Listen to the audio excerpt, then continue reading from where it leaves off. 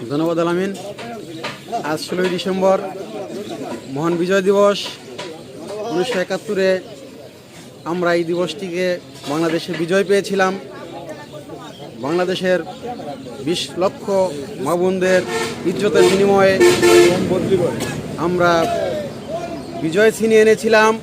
সে বিজয় মাঝে দীর্ঘ 17টি বছর আমরা বিজয়ের যেই স্বাদ, এই বিজয়ের স্বাদ থেকে আমরা একটু দূরে সরেছিলাম।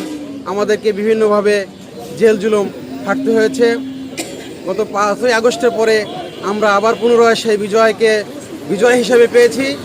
আমরা আজকে বিজয় দিবসের র্যালি করে নগরকান্দা শহীদদের স্মরণে তাদের আত্মার মাগফিরাত কামনা করে আমরা বিজয়কে নতুন করে আবার বিজয় দিবস পেয়েছি এ আশা ব্যক্ত করে আমি আমার সংক্ষিপ্ত বক্তব্য শেষ করছি।